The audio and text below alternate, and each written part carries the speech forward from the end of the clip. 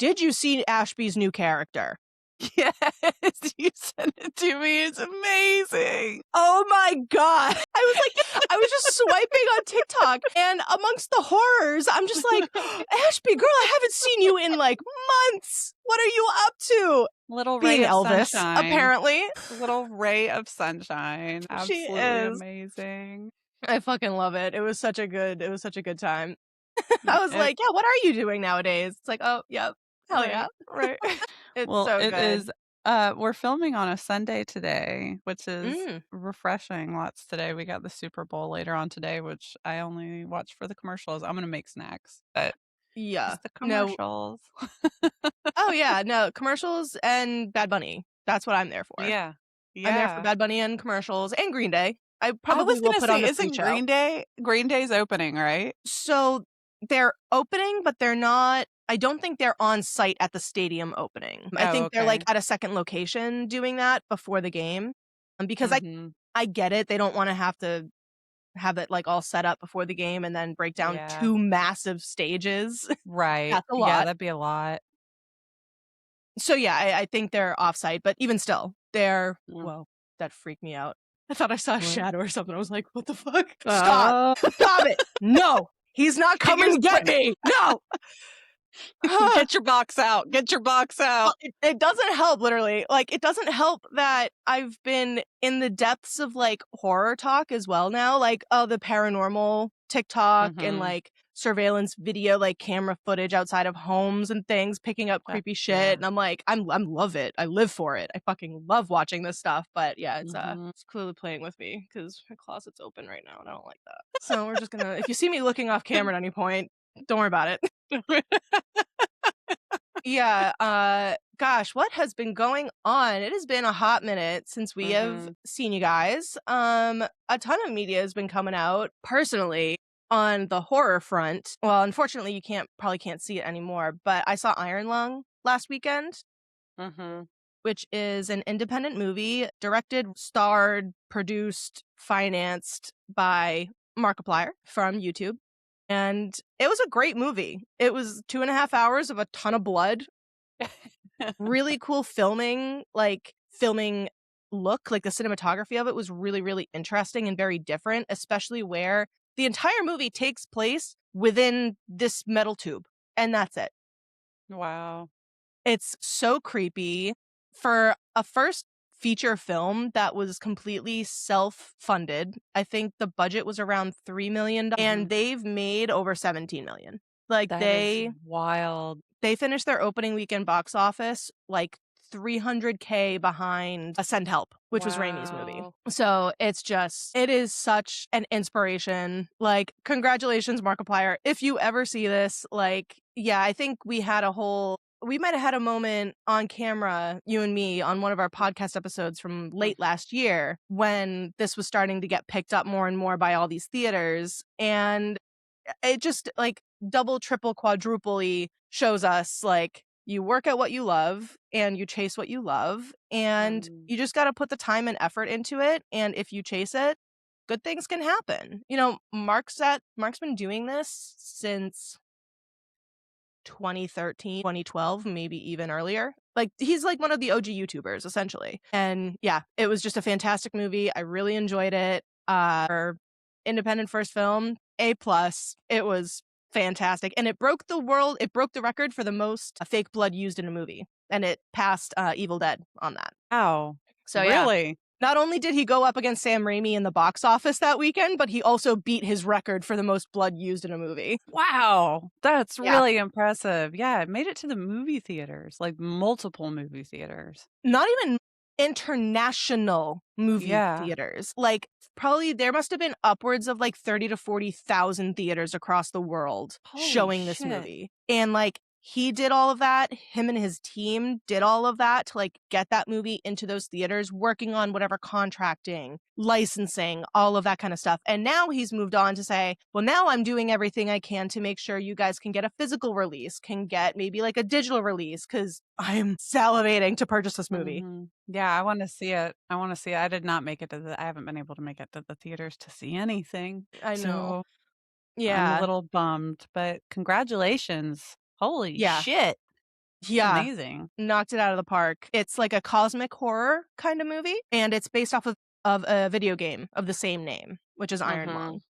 Which if you go to his page and look up his playthroughs, you can see him play the video game when it like came out, essentially. So it's really cool. He got so attached to the game and loved it so much that like he contacted the creator of the game, and the creator of the game helped him write for the movie to make sure like they expanded on the lore accurately. It's just Iron Lung followed up with this in a back-to-back weekends. It's like a masterclass in how to properly adapt a project that you are passionate about. It's two grade A examples of how you do that well, and while paying great homage to the original material, interpreting it in your own way, and creating something fantastic from it. So it's great. I'll stop now. I love human creatives so much. I love human so much. creatives. Yep. Yeah. So much. So wanted to give a shout out for Iron Lung. I believe I already touched on it. We put out a couple of TikToks about covering 28 years later. I kind of did a before and after seeing 28 years later, The Bone Temple, to see how kind of my predictions, thoughts would kind of match up with what happened in the movie. None of what I predicted was correct. And wrong answers only, baby. Wrong answers only. Wrong answers only. The only thing I got correct was I said, I hope we get more of the alphas. We sure did. Oh, nice.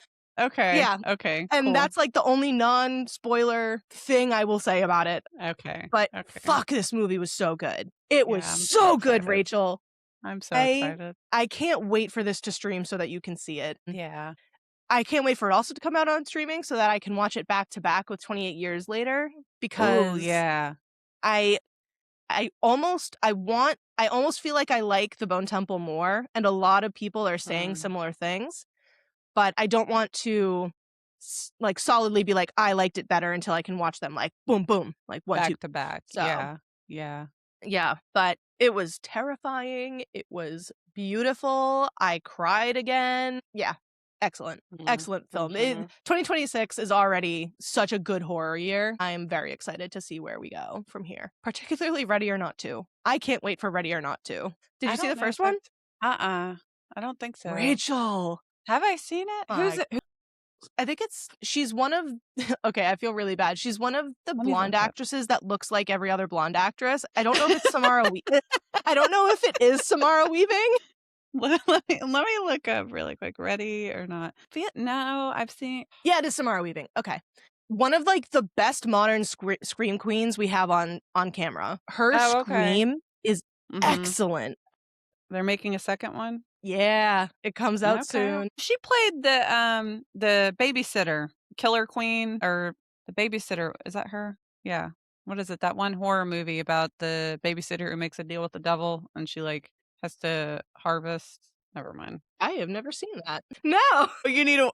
Okay, so I'll watch this and you need to watch The Babysitter. Perfect. Yeah. Ready or Not is a really, really fun time. It's bloody, it's violent, it's comedic. It's a great time. And so I'm very excited for the sequel for that as well. I'll check it out. Can't wait. So on our chat about human creatives and how important creating art is, and also in talks of the Super Bowl being today, which this will be released tomorrow, so a day late, we just want to take a quick minute to say how important it is of what we do, not just us specifically, but the fact that we're able to have a podcast and we're able to speak our minds and create in whatever way we want to create. And on that note, fuck everybody that wants to take that right away. Yeah, without going too in depth into it, the US is going through a hell of a time right now. It has been going through a hell of a time for the better part of the last 10 years. But, recently, obviously, I think everyone is aware that the increased ICE violence across this country, specifically in Minneapolis, is extremely horrifying to witness and watch. And we just wanted to make sure that if you don't know us personally, that we came out and said, like, we absolutely don't stand for that. We want all of that to end, and fuck ICE and everybody that roots for them. So without putting it too nicely. We just want to throw that out there real quick. And in lieu of everything else that's happening in our fever dream of a country right now, we're doing Dr. Sleep today. Yay! And it also happens to come out when all the Epstein files came out recently. So we're not going to go into that either. But that's a whole other horror story. And be kind to yourselves if you are going to be looking into that stuff. Yes. Take breaks. Take breaks. Detach. Go touch some grass. Put a jar of dirt from your yard in your house if you have to and submerge your hand in it to remind yourself. Go make a snow angel if you're in the Northeast like myself. Rachel doesn't have the snow to make a snow angel. I don't have the dirt. I do not. Access. Dirt, a cold slush. Well, not even slush anymore. We had a little nice ice snow fall mixture and then it was gone. So yeah. No, we keep getting snow dumped. No. But anyway, yes, 100% what Rachel is saying. Make sure to check in with yourselves mentally, physically, emotionally, all the above. And create. Do not let, again, we're not going to go on a tangent. We just want to get this out real quick. Do not let what is going on outside of your scope, outside of your immediate bubble, don't let it paralyze you. It's very easy to do that. But create. The creatives throughout time are the ones that instill hope.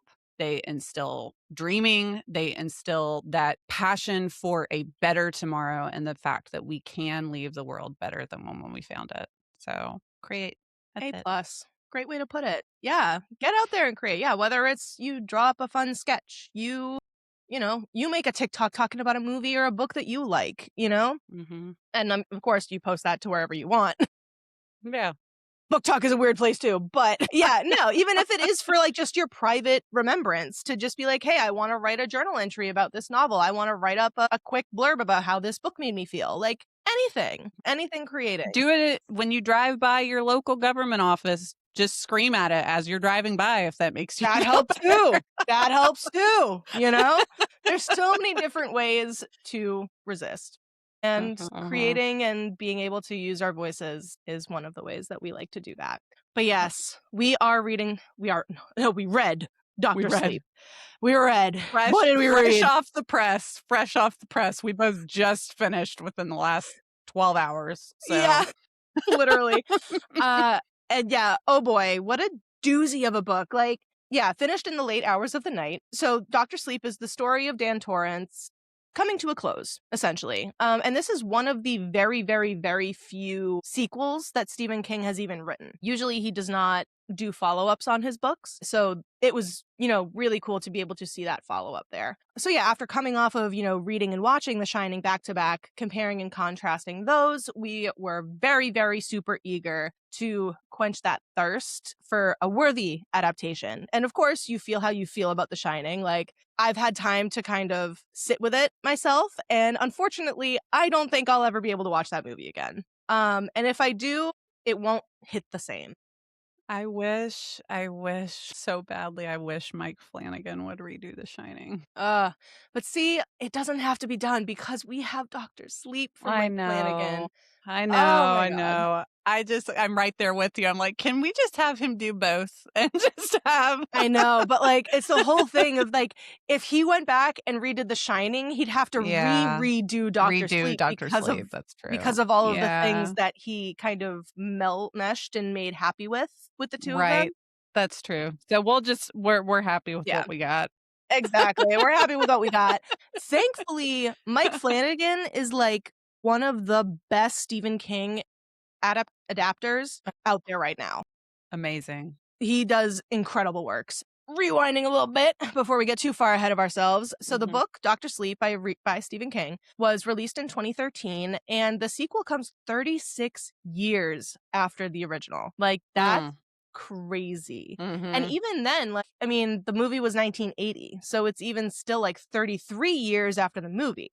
So, and there didn't really need to be a part 2 necessarily, but in 1998, Stephen King was at some fan event and a fan asked him hey, whatever happened to Dan Torrance? Because the Shining just kind of ends and we assume that Dan and Wendy get to go and live their lives peacefully, knowing that Jack is dead. But we don't really get more context. And so that kind of got his wheels turning. So he never Stephen King didn't lock on to writing Dr. Sleep at that point, but 11 years later, through one reason or another, I can't quite remember the specifics, but there was something that happened in Stephen King's life that it kind of like turned on a light bulb and said, oh, this is how I can continue that story. So kind of the idea was always already like kind of marinating up there, but it was just a matter of like getting the jump on it to be like, okay, where is Dan? Like what is he up to? And yeah, so King knew the story he would tell come 2009. And then it took him roughly 4 years to write and get Dr. Sleep published.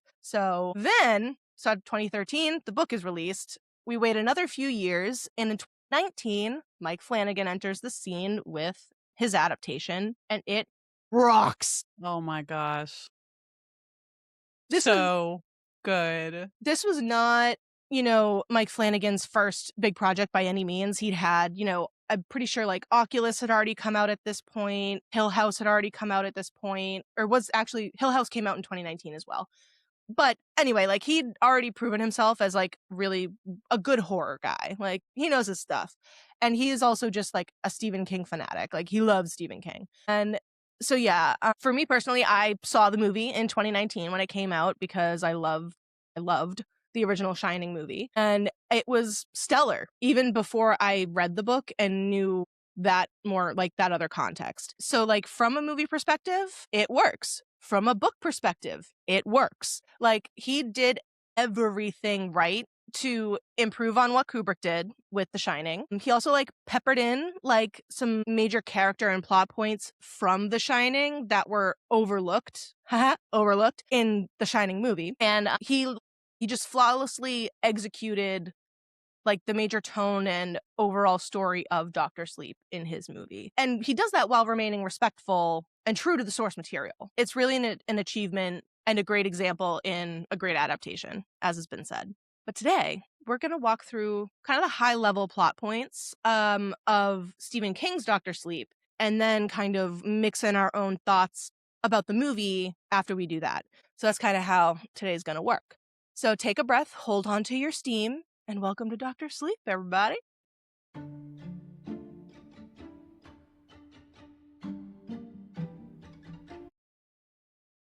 Now, before moving forward, I do want to make a correction from the last episode in that I had said Tony came across as an older man. This is incorrect because Danny always saw Tony as kind of a kid when they were at the Overlook. It wasn't like exactly Danny's age, like so he wasn't like a 5-year-old seeing a 5-year-old. He was a little bit older, more like a big brother figure, but it wasn't this mysterious, ominous man. I wanted to make sure that I covered my tracks there. I'm sorry, Stephen. So getting into our little, novel synopsis. First, Rachel, any first thoughts you want to shoot out here? So I saw the movie before I read the book.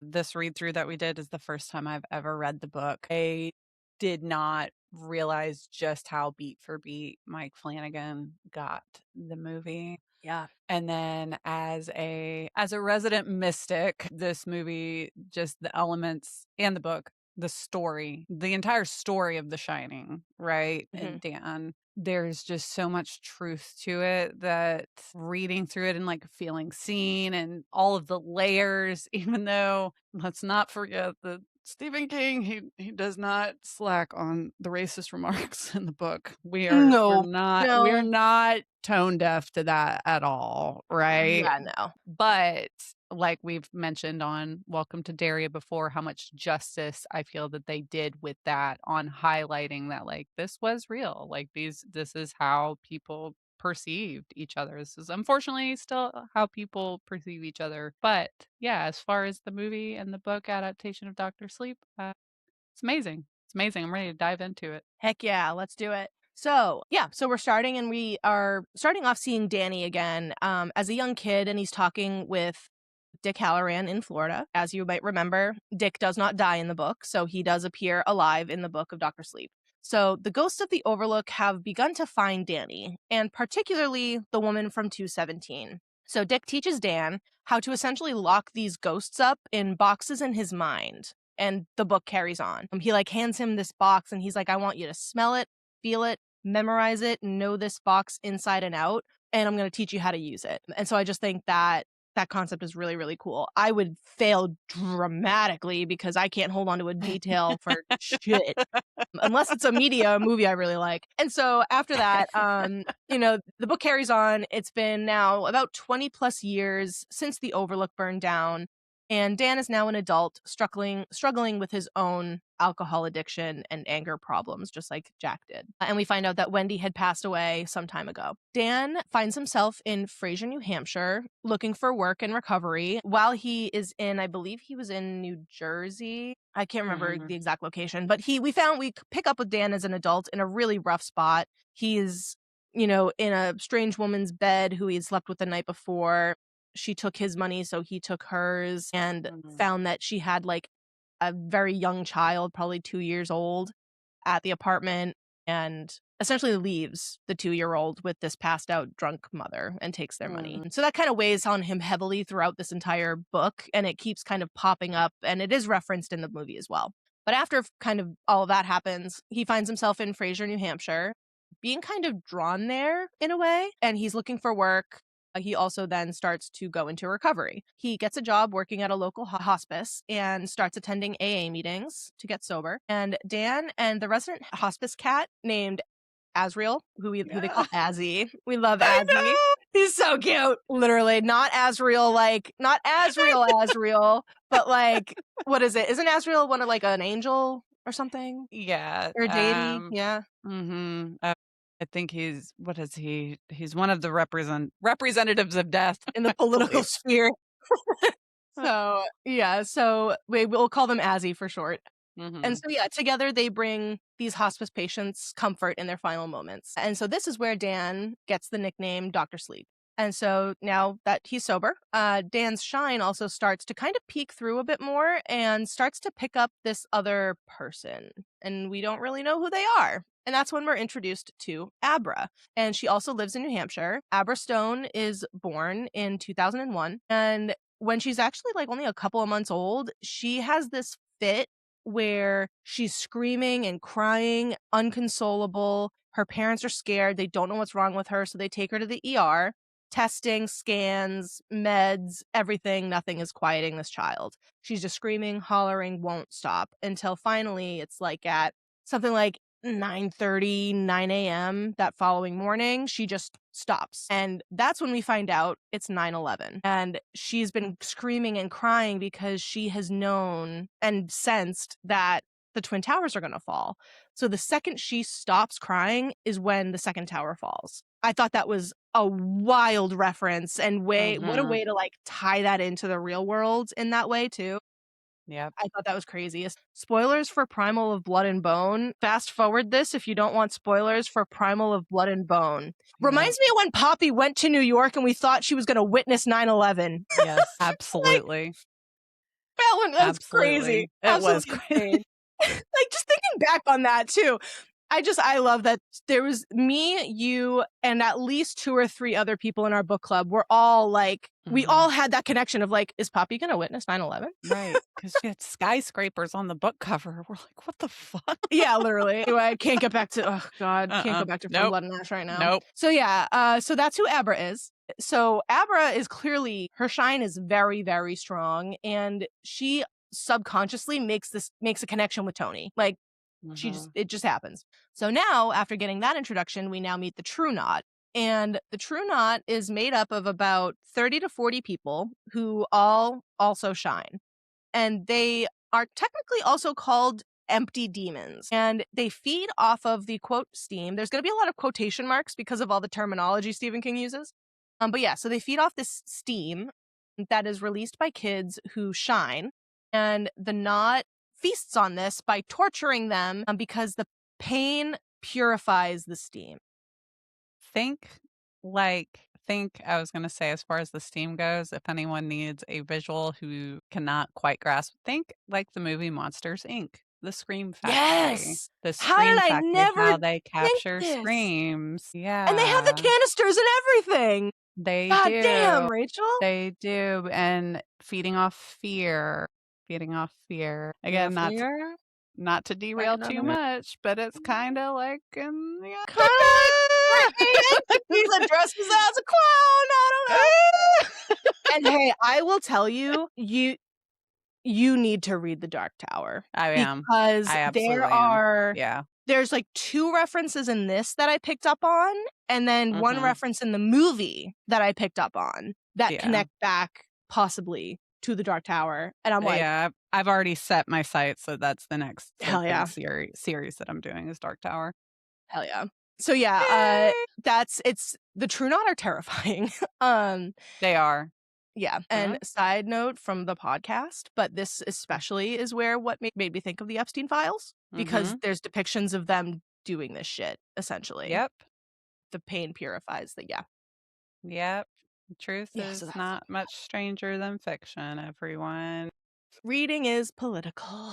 So Mhm. feeding off of this steam helps the True Knot retain their kind of essentially immortal lives. Like these people live essentially forever. To quote the movie, I believe Rose says, "Eat well, live long." You know. Mhm.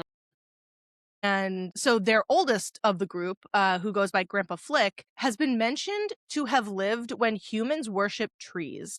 To give you an idea of just how old some of these things are. Grandpa Flick is old. He old as fuck. Old as fuck. So their leader is Rose the Hat, problematically hot mommy. And Yeah. they even in the book, she's problematically hot Even in mommy. the Like she just yeah. is. And Yeah. she's described as such. They describe her as being like gorgeous. And we'll get to the casting later on because fuck if they didn't nail the casting with Rose the Hat. God. So the True Knot travels throughout the country of the United States in RVs and camper vans like Winnebagos, and over the centuries have also established themselves financially in many different cities and states throughout history, meaning they never struggle for money. They live very well off. They never have to like go beg for food or anything like that. And it's just, wow, reading is political. And I cannot tell you how many times reading this book I wanted to just like throw it out my window for how fucking 1-to-1 it is with the Yep. fucking, yeah. So I'm gonna get a lid on it. So one of these cities though, and this is where I say it kind of connects to the greater Stephen King universe, because one of those cities that they mention is Jerusalem's Lot, and one of Stephen King's book, Salem's Lot, takes place there. And not a spoiler, but Salem's Lot is a story of vampires. Got it. The True Knot's kind of described as vampiric in a way. They So are. Yeah. I've already talked to one of my best friends who is like one of the biggest Stephen King heads I've ever met. And she's read like over 60 of his books. And I asked her, I'm like, wait, Jerusalem's Lot. So does someone in Salem's Lot like shine? Does that connect more? What does this mean? And she's like, I think you're going to have to reread Salem's Lot. Oh! Well, yeah. And this is why I can't wait for her to read fucking like One Dark Window. And yeah. if she ever gets to From Blood and Ash, whenever she might do that, like I'm just gonna be sitting there just like Right. Anyway, so the True Knot goes after children in particular, also because kids shine the strongest when they're children. So like the stronger their steam, the longer the True Knot can kind of survive off of them. And we then kind of cut back. We follow Dan and Abra through the next 13 years as she grows up and her shine develops, and as well as fades. And Dan's also is kind of getting stronger the more he uses it. It's kind of like almost, I visualized it as like retraining a muscle kind of deal. And when Abra is 3, she has a magician at her birthday party and he kind of does a magic trick. And she goes, I could do that too. And he's like, sure, sweetie. And then, because he's a magician and it's a 3-year-old. So, of course, they're going to be like, yeah, okay. And then so later on, her parents walk into the kitchen and she's making all of the spoons dangle on the ceiling. It's just it's showing just how strong she is. As we go along, Dan has made friends with his sponsor, who's Dr. John Dalton, and as well as the Fraser Center groundskeeper, Billy. And Billy runs what's known as Teeny Town, which is like a miniature of Fraser that kids go and play around in, and there's like a miniature train set that he drives around for the kids and stuff. It's very cute. So it's hinted that Billy also might have a little shine in him. Dick had previously said that there's a lot of people who shine only a little bit. So it's kind of like people who just have like that intuition kind of deal. Like they get a feeling and they know. Like I think it's compared to a husband who brings his partner home flowers because they just had a feeling they had a bad day or something like that. Just very, very small shinings. And Billy is one of these people. Not that he knows what the shine is, though. He gets older, and at 10 years old, she has a horrid nightmare surrounding the True Knot. And oh my God, reading this in the book was, I will say, it was not it was still horrific. Bad. It was still not as bad as the movie, but Abra dreams from the POV of a young boy named Brad who lives in Iowa. And he is walking home from his baseball game, and the True Knot pull over. And one of them, who's named Crow Daddy, who's also problematically hot. It's also problematically hot. Literally, he uses his ability to persuade Brad to go with them. And that is when they take him to an abandoned factory, torture and kill him while feeding from him, all while Abra watches. And it's really, really, really sad. And in the movie, we talked about this separately. Just Flanagan's entire style, how it's so haunting. It's so haunting, like how the scream muffles out where you can still barely hear it. And it's took me, as a watcher, took me to the point of view of where, how if you get so worked up, everything kind of muffles out, right? If you're in that much of a sense of stress. So really putting us in the point of view of the boy. And God, and it's probably because we just rewatched it this morning, but I've seen this movie so many times and it just will never not haunt me. Never ever. And I'll go into the more details behind that scene as well when we talk about the movie, but it's just one of those scenes that really shows Mike Flanagan's strengths as a filmmaker, as well as, there's a lot of other parts that go into that as well, but we'll get to that. And I don't know, I might have forgotten to put a note in here, but there is also a newer member of the True Knot who they pick up in the 80s, who's named Andy. And Andy is what they call a pusher. So Andy, essentially, she is able to convince people to do certain things. She could just speak into their mind and say, you don't want to bother me right now. They just keep walking the other way. She uses this ability to lure pedophiles into going out with her. And then she cuts 2 lines into their faces while they're under hypnosis by her. And essentially she's rewiring their brains to not be attracted to young kids anymore, which is yay, we love Andy. Calls herself the rattlesnake. Yeah, so good. And then she's dubbed Snakebite Andy after she's integrated into the True Knot. But yeah, her background is really, really cool. And then she turns into a really, really bad person. Because I'm that's a really good way to use your shine. Hell yeah, Right. you get those pedophiles. No, not like that. Yeah, it's that kind of deal. So while the True Knot is feeding off of Brad, Rose kind of senses that someone is watching them and can't identify who, but she's intrigued because she's there we got a spy. That's new. How are they doing that? So Abra sees and feels signs that Rose is kind of now on the search for her because she doesn't know who Abra is, but she knows that there's someone out there with, quote, big steam. And so after that, she calls in Dan, who she calls Uncle Dan, for help. And Rose has now spied on her. And when Abra detects her in her own head, because I think it's Abra is trying to locate Rose again. And then Rose feels her in her head. So Rose tries to get back into Abra's head. And when Abra feels that, she says, absolutely the fuck not, and pushes Rose out of her head with such force that Rose is we gotta find this kid. We'll live off of her for centuries. They have really bad plans for this mysterious, unknown Abra at this point. And now that they know, so after kind of making that connection, Abra fills Dan in about all of that. And Dan says, well, that wasn't a great idea, but you're also a child. So then after reporting that, now that they know Rose and the True Knot are essentially going to be coming for Abra, Dan essentially says, Abra says, we need a way to track them. And Abra remembers seeing at the death of the baseball boy that one of the True Knot, who we're going to call him Barry the Chunk, we're not going to call him by his actual name. And so he was playing with the baseball glove that the boy had in his possession. So she says, hey, Uncle Dan, if you can go get that glove and bring it back to me, I can connect with it and track the true knot. So that's kind of the plan. So Dan and John, who also is Abra's doctor, by the way.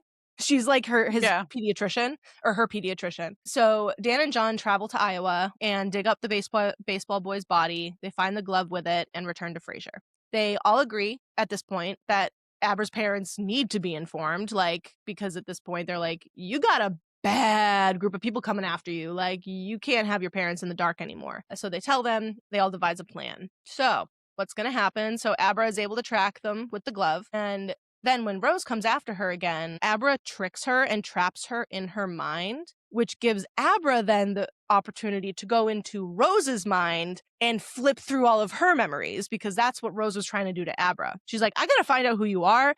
I need to find out where you are. And so Abra's like, bitch, you thought. I'm going to find out who you are.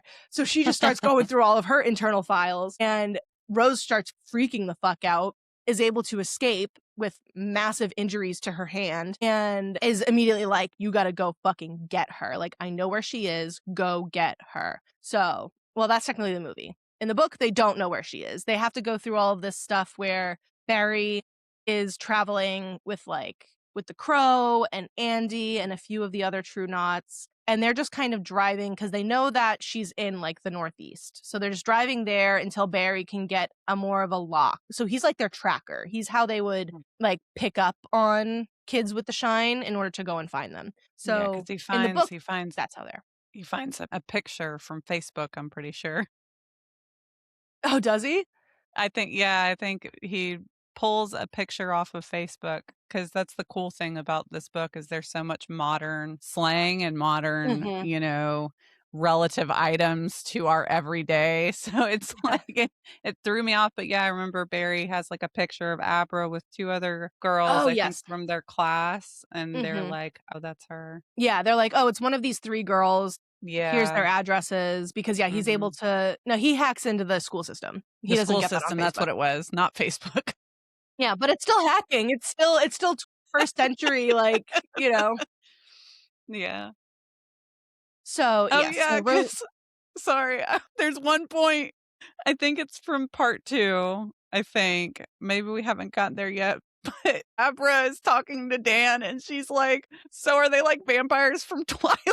Yes! She's like, girl, I wish they were like the vampires from Twilight at this point. Every episode we do, every piece of media we cover, Twilight always forever.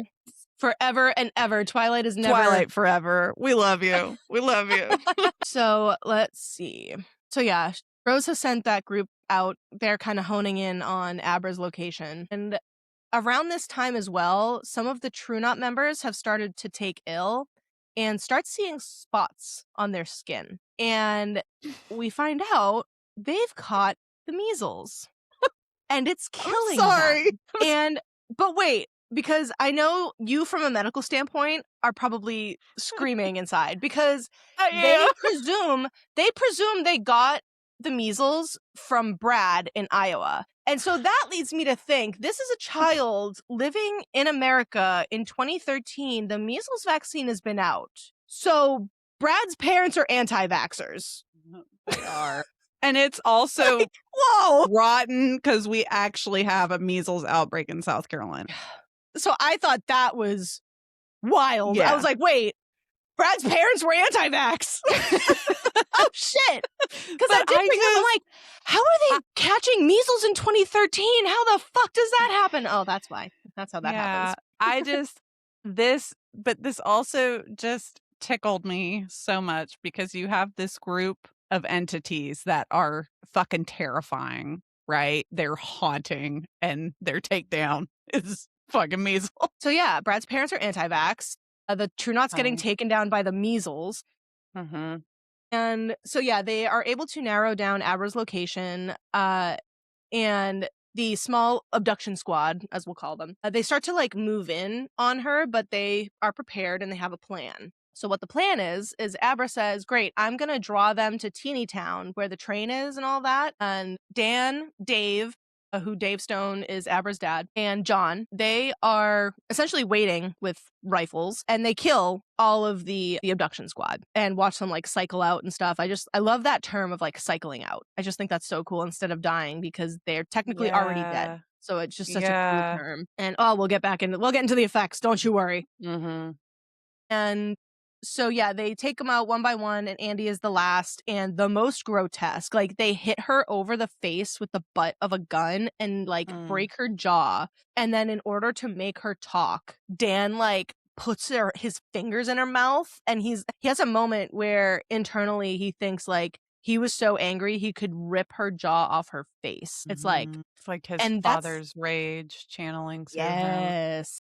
That's also Mhm. like an undertone throughout this entire book, is that Dan's not only dealing with his alcoholism and work, and he's sober, of course, but you know, you still have to work every day to remain sober. And so he's like battling that as well as anger management problems that he is essentially inherited from his dad. So he's like fighting tooth and nail to become anything but his father. And that being one of those moments where he just kind of has that moment real quick and then snaps out of it. He's like, that's excessive. No. So yeah, she's grotesquely killed. Like, she's got a eye hanging out of a socket or something. She's fucked up and she dies. So R.I.P. Andy, you were a real one for like 2 seconds. Mhm. Mhm. But Rose is like fuming with anger now, because as each one of her True Knot members dies, she feels it within her. So like one after the other, she's just getting like psychically smacked one after the next after the next. And so she's just getting angrier and angrier and angrier. And then Abra panics, screaming into Dan's head, wait, but where's the crow? There's one missing. Where's the crow? Unfortunately, the crow had spoken with Barry on their road trip, and Barry said, I have this weird feeling that it's a setup. And Crow at that point says, if you feel it's a setup and she's not actually going to be there, like, he's kind of pinging off two locations essentially from Abra's like psychic essence. So he's picking up on two different things. He's like, there's one at her house and there's one at this park. And, he's like, we're pretty confident she's at the park, but like, why is it at the house? And so Crow Daddy essentially is like, all right, I'll go check out the house then. Mhm. And for the True Knot, it's good. For everyone else, it's bad, because that is unfortunately where Abra still is. And he abducts her and drugs her in order to, one, knock her out, but also to dim her shine. So Crow, Abra, and Billy, because Billy is also, so there's so many details in this that pop up, and this is why I love the movie so much, because none of this is covered in the movie, because Right. it doesn't need to be. But Billy is kind of there staking out for Abra to make sure that she is protected, because her dad is with Dan and taking care of the abduction group, and her mom is out visiting her great-grandmother, Momo. So Abra is home alone, and Billy is watching her from his truck. But unfortunately, the crow gets to him as well. So the two of them are knocked out in the truck. Crow is now transporting them over to New York, where they're going to meet up with the rest of the knot. So using his shine, Dan is actually able to swap places with Abra, like through her body. And they have this really cool, like, shine fight where Dan forces the crow to shoot himself. And it's really Mhm. quite cool. It's pretty suspenseful in the book too. It Cause I'm is. like, Yeah. oh boy, oh man, oh no, like, I know Dan's not gonna die, but like, what about Billy? Oh god, like, I don't know. Right. So yeah, it was really cool. And then Abra and Billy, then now alone, are able to make it to a hotel nearby and sleep off all the drugs, communicate with her parents, and wait for Dan, Dave, John, and Abra's mother, Lucy. So Abra, as I mentioned, has a great grandmother that she calls Momo. And Momo also shines. And she is essentially on her last legs. And Dan goes to visit with Momo before they kind of leave to go meet up with Abra and Billy. And over their trek, they go to visit with Momo. Momo dies.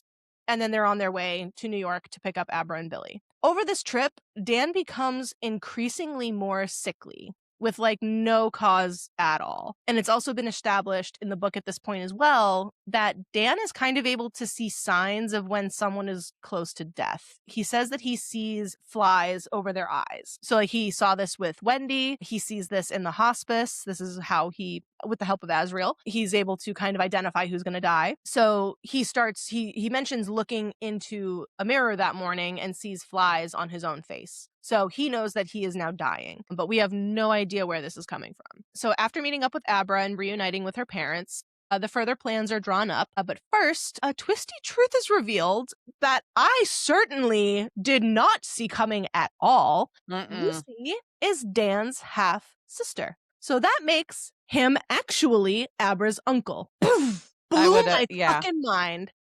Yeah. I didn't see that coming at all.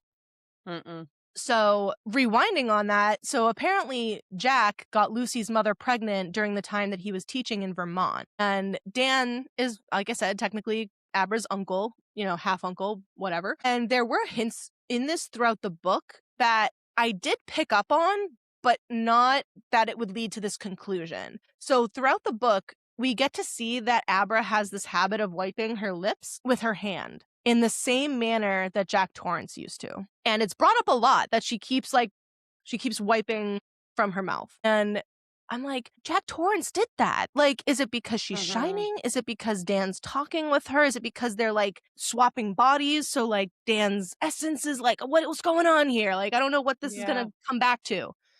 It's because they're literally related. The easiest explanation of them all. So with that revelation, that was insane. So they are fully understanding now that Rose will never stop coming after Abra. One, for her shine, but also now that they've killed her entire family. And so now they need to essentially figure out how they're going to fight Rose. And Abra, the plan is going to project herself to Colorado, where Rose is staying at what is called the Roof of the World, which is built on the ruins of the Overlook. And Abra and Dan will be able to fight Rose together and win if they are together. Oh, I'm sorry. Rose still does have some of the True Knot with her, but a lot of them are either dead, cycled out, or they've deserted her, having no more trust or faith in her. So she's essentially alone, except for a group of maybe 10 of these True Knot. And so Abra and Dan arrive to the Overlook. Billy is also with them, but he's also got a plan in this. It's all very specific. Feel free to go read the book if you want the specifics on their plan. It's all very complicated. So I'm just going real top level here. So Dan and Abra sneak into the Roof of the World, and where all this is. Then Stan releases a breath of steam that we find out he took from Momo in her last breath. And that is why Dan has been so sick, because he essentially inhaled the last breath of a woman dying from cancer. And so expelling that steam also helps to remove all those symptoms. So he already starts feeling better after releasing Momo steam. So he kind of releases it and it hovers over. Stephen King is so he describes this so eerily. He says it hovers over to them like a red misty cloud and just settles over the True Knot, and they all just choke to death and cycle out. It's so cool. Momo was hell yeah, Momo. So, and now during the fight, using their shine, at some point when they're fighting with Rose, Dan feels this kind of a cool wind at one point assist him in a moment where Rose had the upper hand. And he didn't really pay it any mind. He's like, it's the Overlook. There's a bunch of stuff here. I don't know. And Dan also brought all of his boxes of ghosties with him. And he releases only one. He releases one of the Overlook ghosts back to its home, where it takes out the one last remaining True Knot member, Sayri, who was kind of hidden as a, I don't know. I don't even remember what her role was. Rose told her, you're going to stay here and then you're only going to come out of the shed when I say this phrase. And I think it was, and she had a scythe too. She was ready to fuck people up with a scythe. I think her job was to essentially take out Abra, pretty much. She's like, you come out of that and you just right over the head. Sayri never gets a moment to do this because she is consumed by this Overlook spirit. And it's pretty terrifying how she meets her end. So through further struggle, they are finally able to push Rose over a railing to her death. Fairly anticlimactic. And Abra then turns to mist and she returns back to her body at home in New Hampshire. Then Dan burns Rose's cap, which he says reeks of death as it burns. And As for Rose, she was described as a stunningly beautiful woman, as we say, but her true form is a nightmare. She presents herself to Abra in this form a couple of times, but mainly when she's feeding. She kind of turns into this creature where she opens her mouth and she only has one long discolored tooth, kind of like a tusk, and her jaw can drop open to her chest when she consumes the steam. Oddly enough, like your painting there.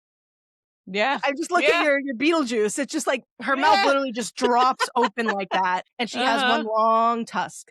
And so that's just a terrifying visual in itself. That is. So now with Rose taken care of, as Dan and Billy go to leave, Dan turns to see the spirit of his father that is waving to him from the grounds where the Overlook once stood. And so the wind that assisted Dan in that fight was Jack. I thought this was nice, unnecessary, but I'm glad that he had a good memory of his dad in the last time he saw the Overlook. I don't know. I thought it was fine. You gotta pay a little bit of homage, Yeah, you gotta. It is where his dad died, after all. Mm. So now everyone gets to go home. Dan celebrates 15 years of sobriety. Abra celebrates her 15th birthday, and he's at her birthday party and has a talk with her afterwards because she's been exhibiting more and more signs of heightened aggression. And that was something that was brought up in the book earlier as well, where Abra has this she has this smile and a look about her that is very scary. Like, it's a very unsettling. meaning, yes, thank you. Unsettling smile. And so she had this incident where, unprovoked or something like that, she broke a ton of her mom's fine china. And Dan's like, "Hey girl, what's going on with that? You good?" So, because Dan is very hyper aware, as we've said, of his own anger as well as hers, since it was such a huge part of his upbringing, being raised by half of his parents were an angry, abusive, drunk father. So he gives her tips on how to manage it, and I love the plan that he gave her. He's like, "Hey, you know what you can do? Go to the dump." She's like, "What?" He's like, "Yeah, go to the dump. Go toss around some refrigerators." What? All right. But I mean, hey, from someone personally, where I have my own anger issues that I work through all the time, boxing has been great for that. I feel angry, I go hit stuff, but it's not anything I can harm. It's just a bag. But yeah, it's so there's healthy ways to get out your aggression like that physically. And it also, will help her to continue to use her shine safely, because Dan, spent his whole life smothering his shine and hiding it from his mother, never addressing it, and he just saw where it landed him. So he said, don't dull your shine. Embrace it, be honest with your parents, and live your life. And the book ends with Dan back at the hospice, assisting one of the orderlies that he never liked, but one of the orderlies is dying after being in an accident. And so it ends with Dan helping this man pass on, doing what he was born to do. And there's a really cool line in Dr. Sleep that says, "An evil place would call evil creatures." And it heavily, heavily plays into Stephen King lore. I know I've already said, I can already see the patterns. So not even from a reading perspective, just from watching it chapter 1 and 2, as well as Welcome to Derry. Derry is described as simply being bad. It's a place of anger, hate, racism, bigotry, where evil thrives. We've seen this over and over and over. We have the cycles with Pennywise, we have the black spot, we have all of this stuff. And so Boulder, Colorado seems to be the same, specifically at the site of where the Overlook once stood. So it all connects. I'm going insane. It's also worth noting, last weekend I watched the 1994 limited series The Stand for the first time as well, which is a Stephen King book. That is a very interesting piece of media. Okay. It's great. I had a fun time watching it. It's got young Rob Lowe. And by young, I mean young adult. He is so pretty to look at. Oh my God. And it's also got Gary Sinise is in it, with 2 working legs. No Lieutenant Dan's in sight. Yeah, no, it's really great. And Molly Ringwald is in it as well. So it's a limited series, worth checking out. Because Boulder, Colorado also plays a part in The Stand as well. So it's just like I said, Stephen King's mind, it's not not like a Sarah J. Maas, like ACOTAR, or not ACOTAR, Crescent City 3 scenario where it's like, Mhm. I think I described it to you as being like, Stephen King doesn't write all of these connections as like the Avengers. He doesn't write it that way. Yeah. It's not an Avengers Endgame level kind of connection. It's just like, boop, little piece here, little piece there. Just no Yeah. context. Just like, hey, have you realized this kind of this pattern? Let me throw you a Mhm. breadcrumb. Like it's just stuff like that. Um, and it literally just fuels the insanity because you're just like, what do you mean? So yeah, personally, like I'm not gonna get to do it in a year because there's just simply way too many books that he's written. Mm. But I would like to read through his whole Collection. thing. Yeah. Like, do I still have the bookmark? I don't know where it is. I had a bookmark that it it's a bookmark that just lists every single book that he's ever done, and it's literally a No. bookmark like this long. It's filled in 2 columns front and back Oh my gosh. because this man just writes. I swear, like, the Hamilton track, like, "Why do you write like you're running out of time?" Yeah. That's Stephen King, okay? The same Forget thing. Alexander Hamilton, that's Stephen King.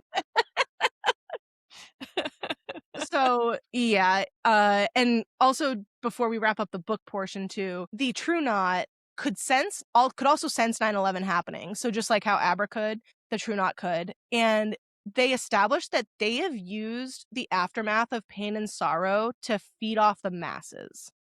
Mhm. So, because I guess it's kind of like the mass casualty events draw out so many people to, just memorialize, come together for community, that they're able to ingratiate themselves within those places and then tap on all of the shiners in that group, stalk them, feed from them. So it's Mhm. really, really, really twisted. I love it. I love how twisted they are. So yeah, I already said True Knot has an established past in Jerusalem's Lot. This is fucking wild to me because that book is like, what? What do you mean? So that's crazy. There's also, yeah, we talked about the base boy. Wait, yeah, just fuck you, Mike Flanagan, for just portraying that as traumatically as possible. Usually I do have to skip that scene when I rewatch it, but I didn't Mhm. this time. Yeah, it's heavy. Just another little thing. And I've also noticed this with The Dark Tower as well. But I love the way that Stephen King writes how kids misinterpret certain words. Like when Abra's a kid and she first starts talking with Tony, she says that Tony's dad works in hot spice. He works in a hot Mhm. spice, not a hospice. Yeah. So I just love the way that King, like, what's the phonetically writes out how kids can like misunderstand words or like misconstrue certain sounds and things. I just thought it was really cute. Yeah. And that's the novel. That's Dr. Sleep the novel. It's excellent. It's 530 pages of goodness. I loved it. And even the author's note at the end is really cool too. I like reading his Stephen King's author's notes. Mhm. Yeah. What are your thoughts on the book before we dive into the movie? I'm glad that I read it, especially the whole lore drop on Dan being Mm, Abra's actual uncle, which, we'll get to in the movie, but how she calls him Uncle Dan. It's nice watching that after reading the book and being like, "Oh, what a nice little play on that mhm. little lore drop." Let me see. I had written down, I think you already touched on everything. Yeah, just the symbology on everything, like about Andrea, her whole drive on what she does because of her history of sexual abuse and how she uses her shine in a good way at first. But I just find it interesting, her being nicknamed a rattlesnake, the noise of a rattle, a baby holding a rattle, the Mhm. pervertedness of men with children, et cetera, et cetera. Just go on and on. And yeah, I also found it interesting that King gave Rose a hat and nicknamed her Rose the Hat because when you're dealing with psychic abilities, your crown chakra is at the top of your head. That's like your antenna. And so a lot of mediums, oracles, people that are openly active, whenever they're out in public or around other people, they'll usually have some type of head covering, like a headscarf, something Oh. as a way to cut off communication from people tapping in. So Oh. I look at Rose's hat as such a deeper meaning, right? That's like, but Yeah. then you get the double play of like, magician, etc. Yeah. So, yeah, I think that's all that I had. Yeah, no, that's really cool symbology. I like that because it's like, Mhm. well, and hers isn't even, at least we don't sense that hers is like the top of her head because she has all this big hidden tooth. So it's just Mhm. very, very interesting because you would almost think like, oh, she wears the hat to like hide the tooth or something or Right. whatever, but it's not that at all. Yeah. So yeah, that's really, really cool. And I love Rose is Irish. She has Irish heritage. That's where she comes from. Is into the movie, which we'll now get into. So of course we won't do a plot level on the movie just because it's pretty one for one for the most part, but we'll kind of go through, just at least I took notes on kind of what I love from the movie and how it matches with the book, how it differs from the book. So Dr. Sleep was released in 2019. It was directed and screenplay was done by Mike Flanagan. And it stars Ewan McGregor, Rebecca Ferguson, Kylie Curran, Cliff Curtis, and just a shit ton of Flanagan Ugh, greats. Like, they are fully spattered stacked all over cast. here. Fully stacked They really cast. are. The only two outliers that I miss greatly in not seeing them in this was Carla Gugino Mhm. and Kate Siegel. Those are the only Yeah. two that I really, really missed. But that goes to say, because the only person I could see swapped would be Carla Gugino as Rose the Hat. Mhm. Because she Mhm. plays like she doesn't play. She dresses that very similar way in not Haunting of Hill House, Follow the House of Usher. Mhm. When Carla Gugino shows up in one or two scenarios, she is wearing like a top hat kind of look. Yeah. Oh no, that's Haunting of Hill House. She has the red dress on and she Mhm. has a top hat at one point. Anyway, it's totally like just very small little details, but it just like I can so easily visualize her being Rose the Hat. But Rebecca Ferguson Amazing. kills this role. Amazing. She's so hot. Like the costuming is also really, really interesting. Yeah, I love her. I love Mhm. her so much. Very And Kate Siegel, we miss you. very traveling bohemian. Yes, she gives Mm. off that vibe very, very well. And she has just the slightest hint of an Irish accent that's taken from the books as well. But yeah, like the intro is not one to one because the introduction we get to the True Knot is like the first thing you see in the movie. If you've watched any other Mike Flanagan things, this is another Flanagan star, little Nell, Young playing now. playing Violet.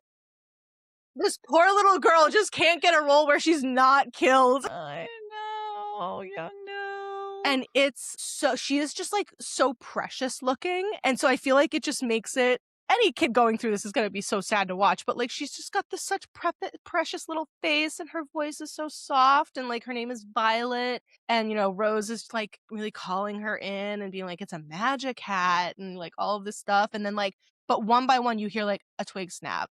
There's one other strange person. Go back to Mhm. Rose. Another twig snaps. You look back. There's like 10 people. It's like it I just Haunting. got chills right now. Like, it is chilling. It's 5 minutes in. Yeah. 5 minutes in. Yeah, and they all rush her and it cuts. But yeah, it is so creepy. But yeah, I love that they give Rose that little Irish accent and don't talk Mhm. pretty much at all that she's from Ireland after this fact. There might be one line that mentions it, but I love the little Irish accent. I do So nice. too. Yeah. So yeah, after that scene though, the intro is pretty one to one, minus the fact that Dick is dead in the film versus alive in the book. And but yeah, it picks up and they're in Florida. Dick's teaching them how to use the boxes, all of that jazz. And then we also see when we cut to Dan as an adult, and we're kind of getting flashbacks of him and meeting this woman at the bar. Dan is beating up a guy at the bar, and with each punch, he's saying, "Take your medicine," which Mm. Kubrick left out entirely from the film. Mhm. Entirely. And this is what Jack would say when beating his family. Like he would say, "Take your medicine," because that's what his dad said to him. So yeah, it's not referenced in The Shining at all, but it's a major through line in both of the books. So I'm really, really glad they threw that Mike Flanagan threw that in there just to be like, see, I got you. I got you. Yep. And it's just those little moments that make me love this adaptation even more now, like having read both of these books. Mhm. So there's another actress, Emily Allen Lind, and she plays Andy. She is also great. I really love this interpretation of Snakebite Andy comparative to the book because Flanagan made her even more sinister than she Yep. was in the books. Like, in the books, yes, she's doing kind of the same stuff, but you don't get as much of like an evilness from her, like as far as wanting to point that evil towards others. She's just got it honed in on these pedophiles. Flanagan made her more sinister because like she was already pretty evil in the book, but then also now that like we've just rewatched the movie, I'm like, well, Andy doesn't really, she is turned consensually. You know, she's offered to become one of the true and she says okay. And after that point, she still doesn't seem as into it, but then she is fully into it when like they go after Abra. So I'm just going to say Flanagan made her more sinister. We're just going to stay with that. I agree. I agree. I'm going to back you up on this because in the book, we just get little sprinkles of her journey, True. right? In the movie, we get to see her full transformation from the movie theater, from when they're watching her in the movie theater to where she switches. And again, this is where, you get the cinematic aspect of being able to physically see the whole transformation process of her and Rose. And you get this view from Andy looking up. And it's like she as an actress, is incredible because she portrays the look of hesitation for a second, right? Yeah. So again, Mike Flanagan, he's just fucking pure magic because he puts you right in with these characters, and it's like you feel the hesitation, but then after she makes her full switch and joins the True Knot, it's like the more that they hunt, the more that you get to see her become like a pure predator, Yes. so Yeah, that's a very good way of putting totally, with Brad, where she's like, opening the van door and everything. it. Yeah. Yeah. And I also really love the change that he made making Abra and her father black because Abra Yep. was like a Caucasian, blonde-haired, blue-eyed little girl in the book. Mhm. So I love that Flanagan changed her to being black, her father's black, and her mother appears to be white, but who knows? Like we don't get background on that, but Mhm. just from what we do see from them. So yeah, it brings a lot of diversity to the plot, to the story, as well as the cast. And so I thought that was a really good change. Flanagan also greatly reduced the number within the True Knot, which I think was a really great move. Yeah, I do Because too. even going into reading this book, when we first find out there's like 40 of this True Knot, I'm like, no shit, you're not eating well. There's so many of you. What the fuck? Like, of course.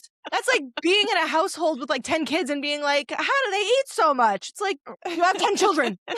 So yeah, it's crazy. And it would be a lot to translate to the screen to have that many people and that many RVs and caravans and all that. So, and also I've noticed over the reading more of Stephen King's books and watching more of his films that I haven't seen before, like The Stand, he has this habit because The Stand was also written for the screen by Stephen King as well. He did that screenplay, which he normally does not do for The Stand. But in his books, he has this habit of making larger adventuring parties in the books. Like he packs a lot of characters into his groups, and like even the main adventuring party within the movie is whittled down by like a couple of people just to keep the movie flowing a little bit easier and working a bit better. Like in the book, Dan's sponsor is this man named Casey.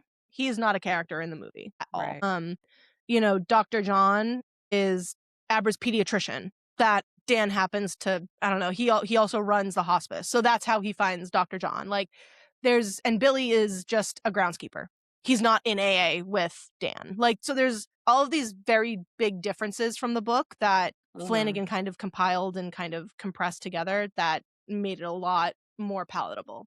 And without being like a ton of different characters and all this information. So there's also a cool detail as well. When Dan is interviewing with Dr. John before going to work at the hospice, the room looks eerily similar to the room where Jack interviewed to be the caretaker at the Overlook. So I thought that was really, really cool. And I also just made the connection that Jack Torrance was hired to look after this building that is filled with the dead, and Dan is tasked with, granted he's more like janitorial, but he is also kind of a caretaker in his own right, but of these people that are dying. So I just thought it was a very cool comparison between the two and how his journey is it's like on the same path as Jack, but with very slight differences that create a much more positive outcome. So I thought that was It's really a cool as good well. Yeah, it's a good mirror of Dan's Mhm. humanity as Yeah. opposed to Jack's. Yeah, definitely. And so we already talked about little Azzy baby. Love that Azriel in the cat. movie is so fucking cute, especially when Love he's that sitting at the cat. sitting at the foot of that guy, the first guy that I we see who's dying, and he's just know. staring I at him like he's got like know. this cute, goofy Yeah. little face. I fucking love him. So He's so sweet. adorable. And there's also in the movie then we're kind of when we get to Andy being turned, the comparison because we get this scene of Dan helping this older gentleman pass on.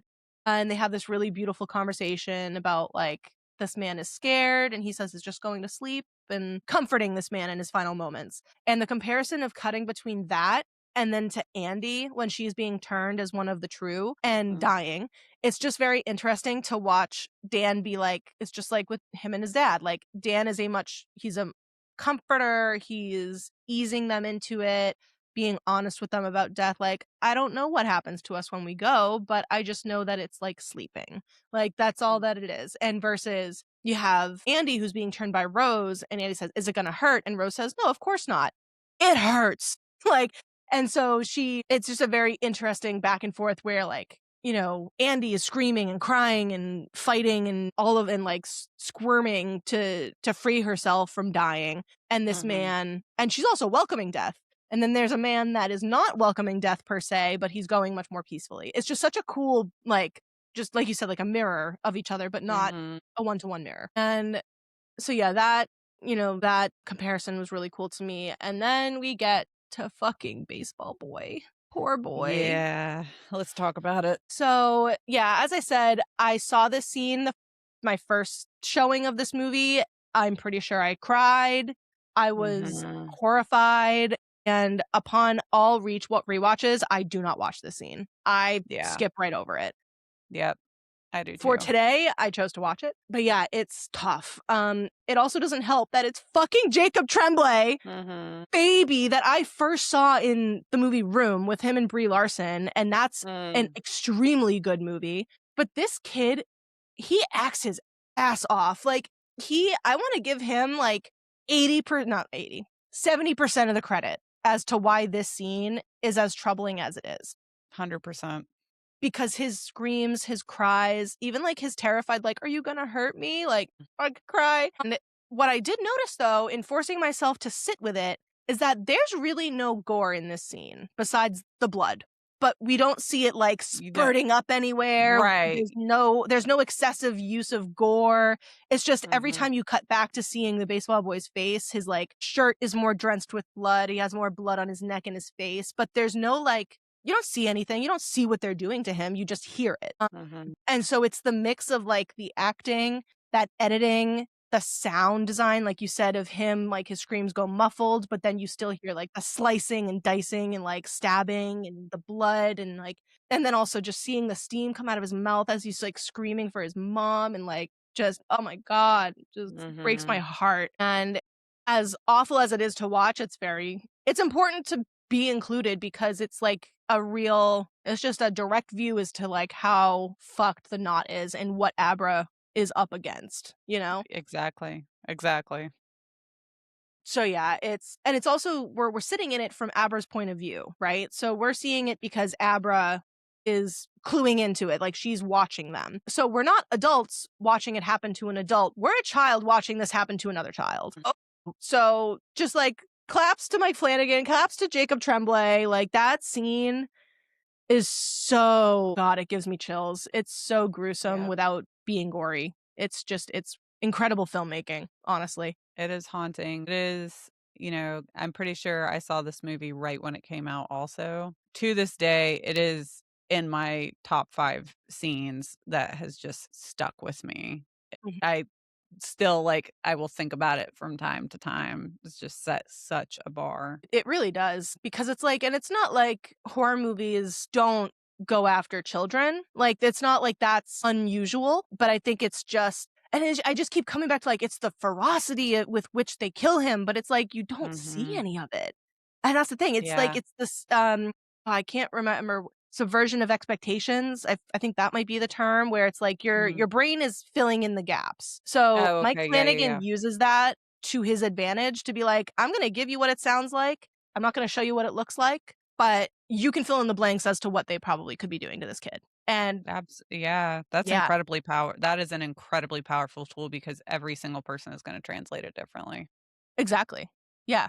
So it's really tough. And then even just after he's dead, after they've all sucked everything from him, and then Rose has this last one where she's got to get the last steam out of him, and then she's just Mhm. pumping into like his last 2 breaths is what she's Yep. pumping out of him, and it's just, oh my god, it's so sad.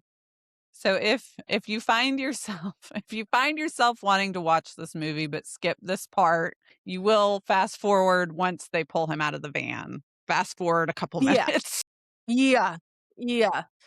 And so yeah, that's that. So now moving on. Mhm. And then I do love also, because then after that point, Abra goes after Rose. And I love how Flanagan depicts when they turn the world, as they Oh, yeah. say in the Let's book. go. Let's go. It's so fucking cool. Like, I mean, because I know you can speak on it more than I can, but it's essentially they're astral projecting, right? Yes, Yeah. 100%. 100 So fucking percent. the visual of the room like tilting up and Abra's feet leaving the floor and just fuck, and then she falls backwards, like, it's so cool. And so like we see Mhm. Abra, like she's got her arms like on the windowsill, and she essentially like pushes or pulls it up, and the entire room moves with her, to the effect that but her legs are like lifted off the ground, and then she falls backwards through her wall into the grocery store where Rose is shopping. Mwah! It's so Mwah! fucking cool. It's the So fucking coolest. cool. And then you just get this sick ass like part where then Rose sees sees what should be her reflection in like the supermarket, but she sees Abra. And then when Abra detects her trying to get into her mind, she says nope, and we get that push out moment. And that's where Rose is just like pushed down the aisle of the supermarket. It's just beautiful. Yeah. I love it. Yeah, the whole part where Rose is, like, looking into the mirror the Mhm. refrigerator door, and she, like, reaches her hand back. Because she's like, I'm going to get inside of you. And Abra's like, no, you don't. Boom. It's so good. It's so cool. So, I've got goosebumps. Oh my yeah. god. So, yeah. And so, like, honestly, from that point, we can jump to the other half of this turning the world, because it's just so good and it segues into my next kind of comment. But, like, so yeah, we see Mhm. Abra do it from her end, and then we see Rose do it from her end. And I know you could talk about this, because to me, that looks like they're astral projecting. Yeah. Yeah, Yeah. they 100% are because Rose goes into a meditative state on top of the van, and the whole sequence, oh my god, the whole sequence that Flanagan has depicted to where Rose leaves her body and we have her, like, with the earth. Oh, so In the fucking sky, sick. like, oh, so cool. Yes, yes, and going into Abra's room and digging through the files of her mind, like, the Yeah. layers and the level and the accurate depiction of what it is getting into someone's psyche, I'm like, "Oh my Yeah. god." But it is so good. But then what Rose doesn't know is that that's all a trap. And she gets, Mhm. and this is my next fucking comment. She gets stuck in one of the drawers. And I should have looked this up beforehand, but Abra comes back and she's just like, you thought. But she has no And she has no face. eyes. She has no eyes. Yeah. And she has this blue wig on. Now Mhm. it shows earlier in the movie, we get a very quick glimpse of what looks like some kind of superhero figure on her desk that I'm pretty sure has that blue bob. And she also has posters in her Oh. room for WB, right? Right? BY, or I don't I think Mhm. that's like an anime or something. I'm not as familiar. Oh. But I'm pretty sure, I feel like she might have made herself look like a character or something from one of her comics or something that she loves. I thought that was really cool. That's so cool, yeah. Yeah, because it's like, yeah, why do you have a blue hair? Why do you look like that? And I'm like, Right, oh, I think it's because right. she's imagining herself as one of these characters, which I think is really neat. And also, I just had like a real-time connection because up to that point, Rose still has not seen what Abra fully looks like, right? No, she sees like the very hazy reflection in the supermarket mirror, but it's not like a picture. It's You not know? full. Yeah, so it would make sense on like Abra laying a trap, not giving away her full physical appearance. Oh my God. Yeah. So cool. So So cool. as Rose is like going through the files, the drawer closes on her hand and traps her there. As Abra approaches her with no eyes and all of this creepy looking. So scary. And then we see, and I love how creepy it is watching Abra get into Rose's head. And just also, Yes. it's so fucking cool seeing like how Abra has, it's just like her bedroom wall is full of files. And then we see Rose's mind. It's a library. It's massive. But then you've got Abra who's just like fingering through super fast. Like, I'm like, oh my God, it's so creepy. And it's just like mixed with like the music, and then Rose is just screaming, get out, get out, get out. Like, it's so tense, but also you're just like, yeah, let's fucking go. And then this is when I say, fuck you, Mike Flanagan, with your stupid obsession with degloving people. I hate it. I hate it so much. Like, it's one, I can't do hand injuries. It's one of those things where it's just, I don't know. I can't do hands. It fucks me up. I did not know that was the term for what that is. And She didn't get a full degloving, thankfully. She just got like a massive gash. If there's like a degloving is when your skin gets pulled from your hand. So if you've ever seen this other Mike Flanagan project, which is also a Stephen King book, Gerald's Game, starring our queen Carla Gugino, and also starring the man who plays Grandpa Flick, he does it with her as well. She gets degloved as well. And that movie's fantastic. Definitely watch it. That movie actually, that's the closest I've come to like having legitimate nightmares after a movie in a long time. Like, I've never been able to go back and rewatch it. It's just so scary. Yeah. So definitely give that a try if you're up for it. But yeah, just don't watch that scene. So yeah, fuck you, Mike Flanagan, for just degloving people all the time. Stop. Stop it. Please. For me. Stop. For me.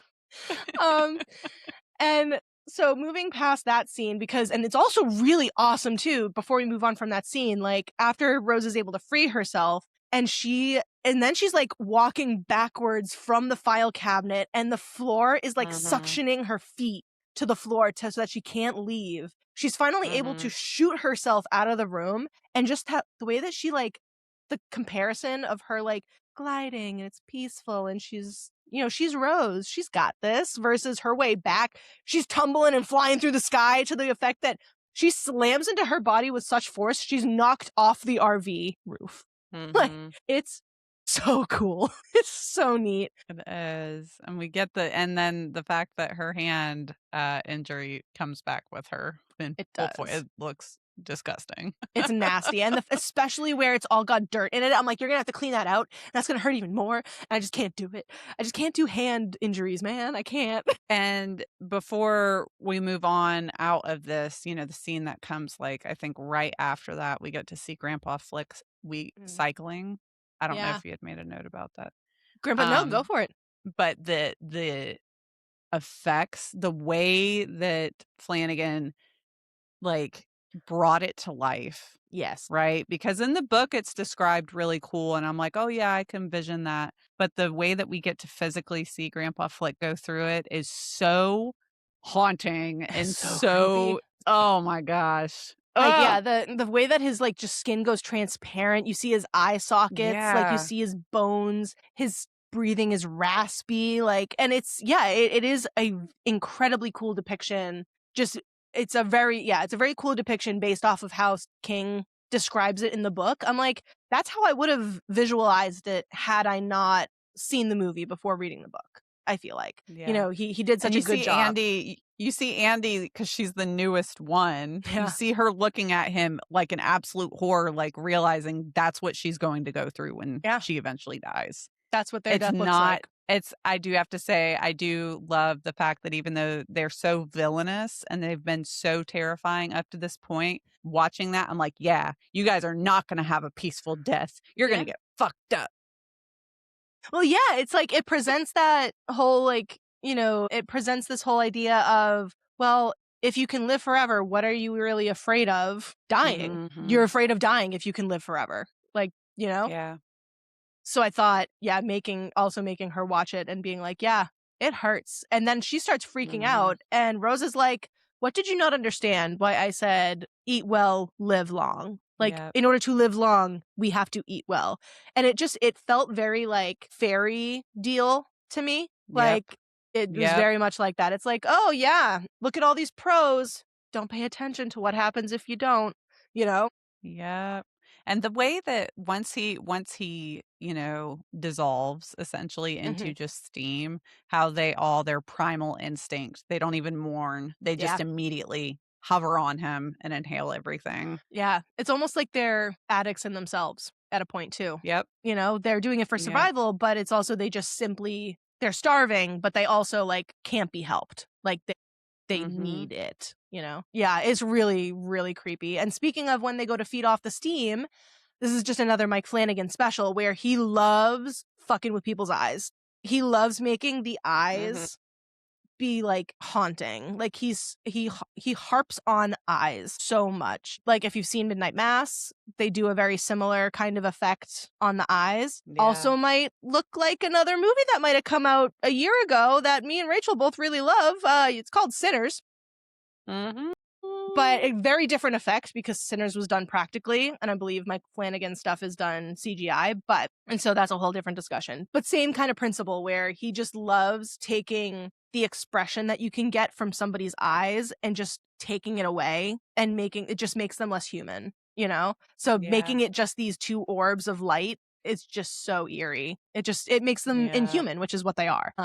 It's very, very cool. So then we get, so without going through the plot, the next big plot point we have is the battle to take out the Mhm. abduction squad. And this is where I was bracing for impact again, but we didn't get Yep. impact with this scene because in the book, they're able to just take out the True Knot squad and they're fine. Not the case here. Dan and Billy they go after the abduction squad and like Abra lures them to the woods, just like similar to the book. And then a shootout occurs and they take down one after one of the True Knot. And we can see Rose getting hit one after the other. And she's just screaming in pain because she's losing her family. And they kill them all.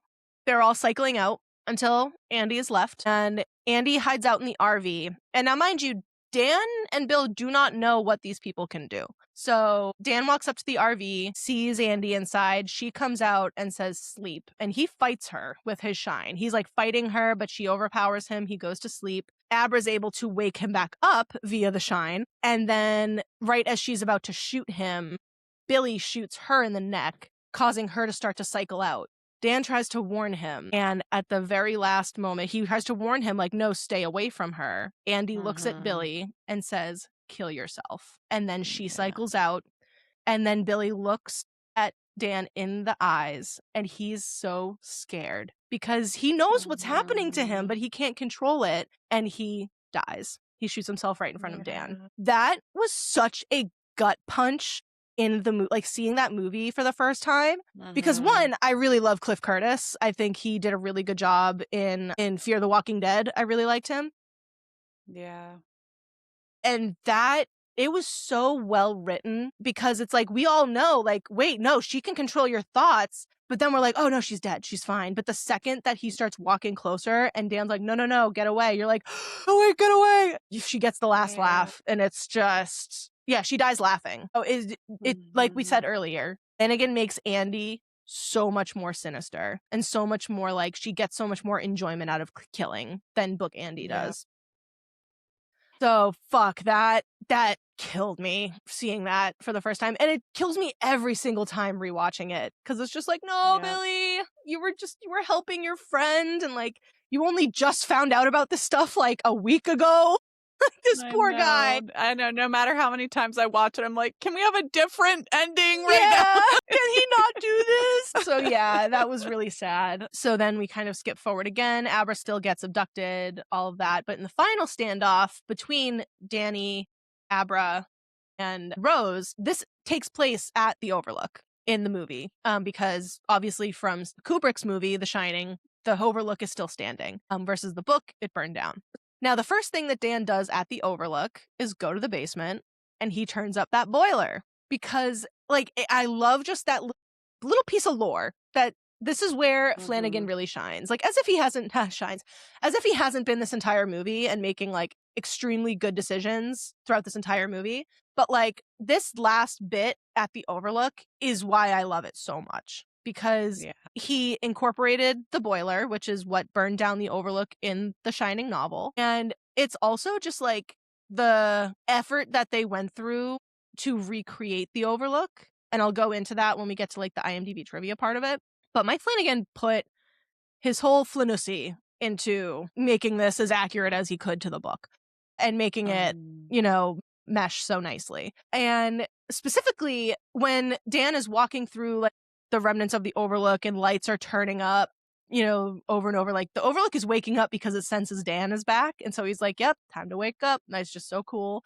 And it's like, it's just further showing how much of a character the Overlook is in itself. And so when he's walking through the old apartment or the suite that his family stayed in all those years ago, we see all the remnants, like everything is molding and kind of falling apart, but we see the bedroom door or the bathroom door. We see the red rum still written on it. And the door has the hole in it from when Jack was axing it off. And as soon as Dan goes to put his face through, we get a cut to the quote original from the Shining movie, but it's Wendy played by another actress who was established at the beginning of the movie as to play Wendy. But so they didn't use the actual footage from Kubrick's movie. They recreated it. And it looks so good. It looks just one for one. It's so, so good. And that actress, I know I wrote her name down. I'll get to her. But she's also in Flanagan projects as well. You would recognize her. So Dan walks the halls of the Overlook, waking it up, and he gets into the gold room. And same bar that Jack sat at that last, like, final moment where the Overlook fully kind of took over him because it had him drink again. And we see that it's Jack Torrance serving Dan a whiskey. Jack Torrance is also played by another Flanagan great, Henry Thomas, who you will recognize as the dad from Haunting of Hill House.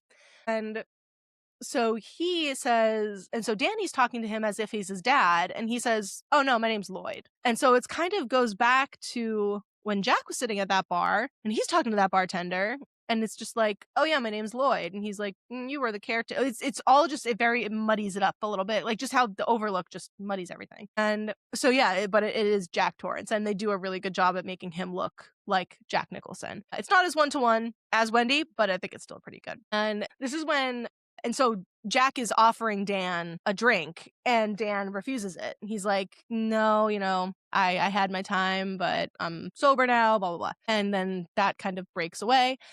And then we see Rose has arrived to the Overlook. And so she's walking around and she's kind of taking it all in. She's amazed at this place. And I can only imagine that she's sensing the energy coming off of it. And she's walking through. I had a laugh watching it this time. But she walks past the elevators and has that moment where the elevators start to bleed again and like the wall of blood kind of starts rushing at her. And she just kind of gives it like a cool trick. And she walks away. Yeah. Yeah. So it's just like, versus like kid Danny who's sitting there and he's just like, ah, fucking terrified. I personally never found it scary. I'm like, okay. But so I loved that Rose just walks by and she's like, cute trick. Yeah. Because I just know the Overlook was like, oh yeah, let's pull out the old stops for her. And it's just like, no. Yeah. Don't work. And then, they find, Rose finds them, and they are in, like, I don't even know what room it technically would be, but it's in the big, massive room where Jack did all of his writing work. So the typewriter's still there, the papers are still there. So I'm wondering, I'm like, so what happened after Wendy and Danny left the Overlook? Was it just no one went up there ever again? Was it abandoned? No one cleaned up? What? I don't get it. So I'm assuming it was just abandoned. So Rose, sees them there, and that's when I love, like, when Dan and Abra use their shine together, their eyes just go gray. I thought that was really cool. Oh. And how he's standing on the staircase with the bat. No, he's got the axe. The axe. He has the axe. Yeah. Yeah. Because they've got this like real funny moment where they both look over to the wall and like encased in glass is an axe. Yeah, and it's yeah, like, yeah. oh, okay. That's right. But oh my God, the symbology of all of it, both. Oh. Yeah, like the fact that Dan being stalked up the stairs by Rose, just like Jack was stalking Wendy, but in this scenario, Dan has an axe versus Wendy having a bat, which is what Jack had as his weapon was an axe. And so it's like, oh, he's still got a part of his dad in him, but he's in the role of his mother. And then he goes to attack Rose, gets a swing in, she hits him in the leg, and then he's sent tumbling down the stairs like his father. But now they then switch places because then Rose is back stalking him down like she is now Jack Nicholson again. Like it's so cool. It is. It was a very big chef kiss moment watching that for me. So yeah, they have their battle on the stairs. Then she corners Dan at the bottom of the stairs and starts, I hate it when people do this in movies. She sticks her fingers in his wound to cause pain and make him blow out steam. So she starts tasting him and she's like, oh my God, you taste like whiskey. And it's just like, oh God. And I can only imagine what that's doing to him. Like, what do you mean I've been sober so long? How do I taste like whiskey? But yeah, so she starts feeding off of him until she picks up on the fact that Dan is trying to do something in his head. And so she's like, wait, there's more of you in there. So then she I love this imagery of her getting on top of him and just with her hands over his head like this of like, what are you hiding? What do you got in there? And he goes, oh, yeah, there's more in here. And they're all starving. And then you just get this sick montage of each of the cases, like the locks flipping up and all of the boxes opening. And all of a sudden you just see the group of the Overlook ghosts standing around Rose. And he's like, they're starving. And I forget what the second part of the line is, but they're like, they're hungry. So they take Rose, they devour her, like they're sticking their hands into her skin and just absorbing her. Like it's so cool. It's such a neat effect watching their hands. It's like The Thing almost, watching them become her until she just poofs into nothing. So it's wonderful. Yeah, such a full circle moment from, the several clips that we have seen throughout the movie of her with the True Knot doing that, and then just full circle, she's gone. Yeah. Yep. And so that's where I'm like, I love Rose's movie ending more than the book ending, just because I felt the book ending for her was very anticlimactic. I'm like, after all that, you push her off a railing and she snaps her neck? Yeah. Okay. Because I got very excited reading the book when Dan says he opens up one of the boxes in his head and he's like, oh, he's going to do the same thing as he did in the movie. Oh, that's sick. Okay, cool. But he just releases one, and then he mentions that the old woman from the bathtub, turned to dust a long time ago. I'm like, oh, so she's not even a problem anymore? Right. Okay. But yeah, I mean, we see Grady, we see the twins, we see other people that have died at the Overlook, and they all just take over Rose. They suck her steam until she's no more. But then, unfortunately, they all turn their sights on Dan. And then we get the amazing line once again from the twins of I don't know if they say come play with us, Danny, or we've been waiting for you, Danny. I think it's we've been waiting for you. And they then start consuming him too, which is what he feared. And then at that point, the hotel literally possesses him. So it's not eating him and feasting off of him, it possesses him. Just the same way that it possessed his father in the book, The Shining. The movie, as we've discussed, doesn't get that across as well. So yeah, Dan is now possessed by the Overlook spirits, which is no bueno. And it also kind of gives us this really cool parallel because they have Dan, Ewan McGregor, as he spots Abra, and Abra realizes that's not Dan, and she starts running away, and he's running after her with the axe, is exactly how Jack Nicholson runs with the axe in The Shining movie. Yeah. So I thought that was a really cool touch. And it also just really helps us put into place of it helps us see again the parallel of what Danny was going through as a kid. And now he's being forced to do the same thing to this kid. And it's just oh my God, this poor tortured man. So yeah, I've talked about the eyes. We've done that. And so yeah, Abra's able to kind of force him out of that state long enough for Dan to get back down to the boiler, because she kind of pauses or gives the ghosts pause because she's like, do you know what Dan Torrance did before the first thing that he did when he got here? He went downstairs and he turned up the boiler. And so that's when all the ghosts are like, he did the what? So they like, uh-oh. So then Dan removes himself and all of the ghosts kind of carry him down to the boiler room where we see it's starting to explode and catch fire. And it's just this beautiful moment. It nearly brought me to tears this morning. Like in Dan's last moments, he gets to see Wendy again. He gets to see his mom again, as they were when they were at the Overlook. And he's able to be at peace with her. Like over the years, he's told person after person in the hospice that are dying that it's like going to sleep. It's, he doesn't know where they go, but they go on. He says that. He's like, I don't know where we go for certain, but I know that it doesn't end. We go on. And just in that moment, knowing all of that context, just Dan seeing his mom again brings me so much joy because like he didn't die alone. And wherever he goes next, he's not going alone. His mom is with him. The woman that cared so deeply for him his entire life, who risked her life to save his and like dedicated her life to being a wonderful mom and things. It's just, I thought that it was so beautiful that his last moments, he reverts back to his child self and is like safe with his mom. I thought that was really, really nice. And, yeah, but after that, as far as the movie plot goes, that's not where the movie ends. We see Abra later on, she's picked up because the Overlook's on fire, so all of these fire trucks come. But we cut to later and we see that she is she's talking to Dan. So we know that he's still somewhat a part of her life in ghost form. And this is when he tells her to like, no, you shine. Like I didn't. I smothered it. I didn't want to know about it. I kept it from my mother. It was the wrong decision. Don't hide your shine. And then he has this line, which I'm not going to say because I want you to watch more Stephen King things. Well, I guess I can say it. It's not really a spoiler, but he has this line where he says the world will always need people like you, people who take a stand, people who stand. And that's just very, very, very important for the book. I haven't read the book yet, but the limited series, The Stand, that's kind of a very big piece of it, is having people to stand. And the movie ends with Abra being truthful with her mom, saying, I was talking to Dan. And then we see behind her in the bathroom, the old woman from the Overlook is back. She's in that bathtub doing her bullshit again.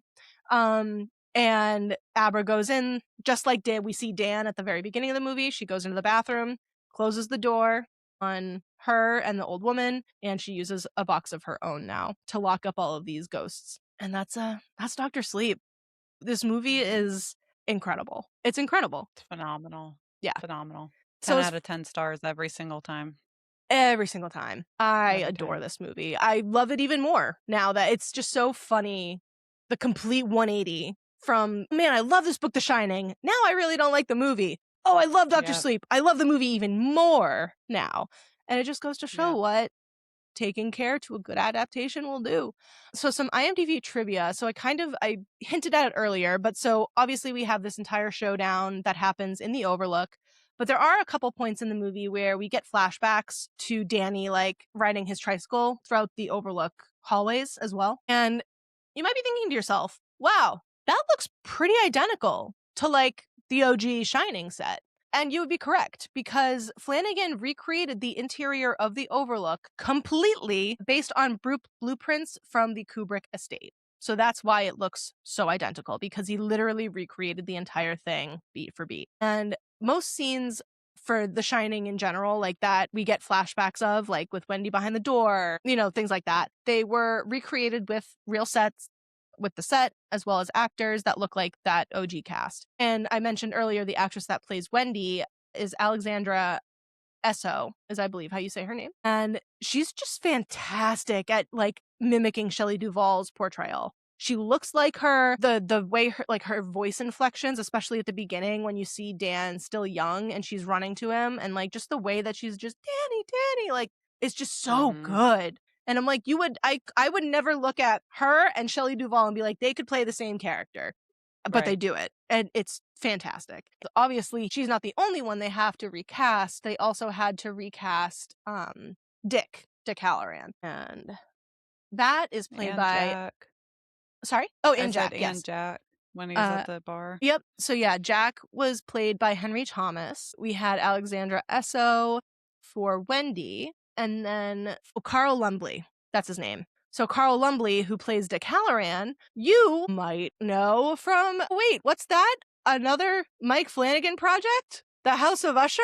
What? He was also in The Life of Chuck, which is also a Flanagan project. But yeah, so he is also really great playing Dick Halloran. Like, he sounds exactly like him. Exactly like him. So it's just all those little moments, all these little details that just go into making this such a great project. So, and another piece of IMDb trivia is it took a lot of negotiating to get this film made. So Stephen King was initially adamant not to have the Overlook featured because it was destroyed at the end of his novel, The Shining. So Mike Flanagan had to convince Stephen King that despite his distaste for Stanley Kubrick's adaptation of The Shining, audiences were far more familiar with that version than the series The Shining, because The Shining also was a limited series in 1997. I haven't watched that one. And audiences preferred the film to the miniseries. So just like us too, like the two of us, The Shining movie was our jumping point to get into the Dr. Sleep movie.